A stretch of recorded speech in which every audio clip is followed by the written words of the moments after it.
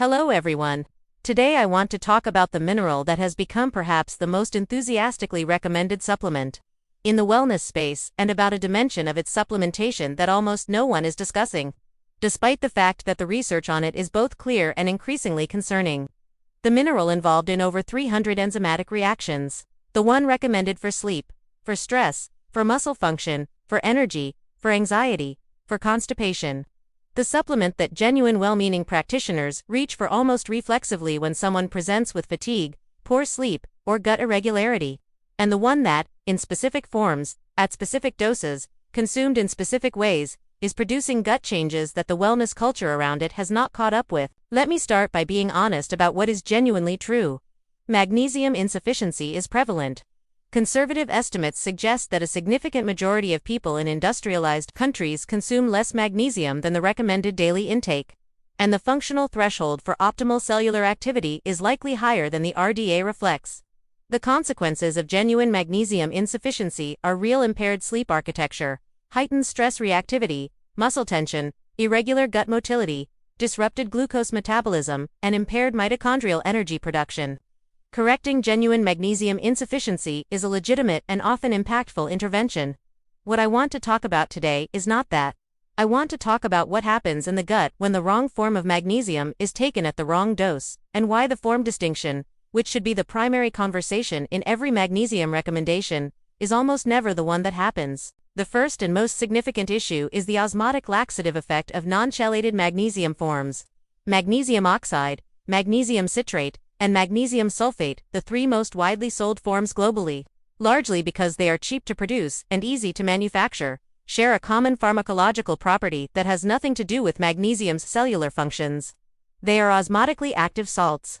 When they arrive in the large intestine, they draw water from the intestinal wall and surrounding tissue into the gut lumen, increasing intestinal water content and stimulating evacuation. The second issue is the absorption efficiency problem, and this one creates a compounding dynamic that drives people toward higher and higher doses with diminishing returns and accumulating gut consequences.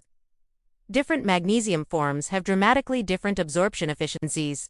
Magnesium oxide, the most commonly sold form, has an absorption rate of approximately 4%.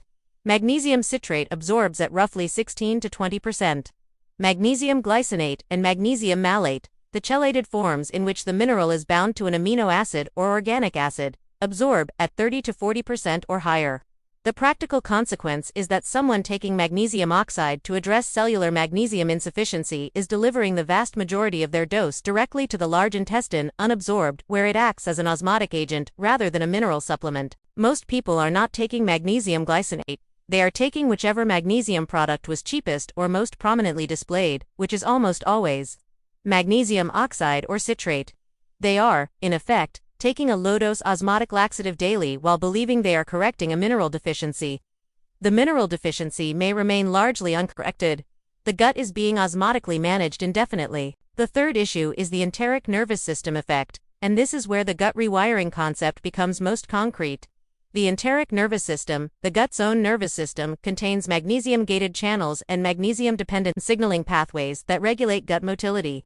When luminal magnesium concentrations in the large intestine are chronically elevated by poorly absorbed supplemental forms, these channels are persistently activated in a way that natural dietary magnesium, which arrives in small amounts across multiple meals in chelated food matrix form, never produces. The fourth issue is the magnesium-calcium interaction in the gut lining, and this connects directly to gut barrier integrity in ways that the mineral supplementation conversation rarely acknowledges. Magnesium and calcium compete for absorption through shared transport mechanisms in the small intestine. When magnesium intake is significantly elevated through supplementation, it can interfere with calcium absorption through competitive inhibition of these shared transporters. The consequence for gut barrier function is specific. Calcium is required for the stabilization of tight junction proteins, the structural elements that maintain the seal between intestinal epithelial cells. When calcium availability at the gut wall decreases due to competition with supplemental magnesium, tight junction stability can be compromised. According to research, the magnesium to calcium ratio in the intestinal lumen influences tight junction protein expression and gut permeability. In one study, Elevated luminal magnesium produced through supplementation was associated with measurable reductions in claudin 3 and claudin expression to tight junction proteins central to gut barrier integrity, at concentrations that did not produce overt clinical symptoms.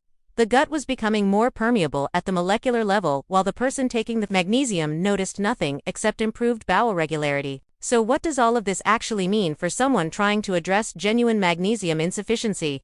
It means the form matters more than the dose. Magnesium glycinate or magnesium malate, chelated forms with high absorption efficiency and no meaningful osmotic effect, are the appropriate choices for anyone supplementing to correct cellular magnesium insufficiency. At doses of 200 to 400 milligrams of elemental magnesium in chelated form, these products deliver the mineral to cells without generating the osmotic, enteric nervous system, or tight junction effects that non-chelated forms produce at equivalent or higher doses. I hope this gave you a more precise framework for one of the most broadly recommended supplements in existence.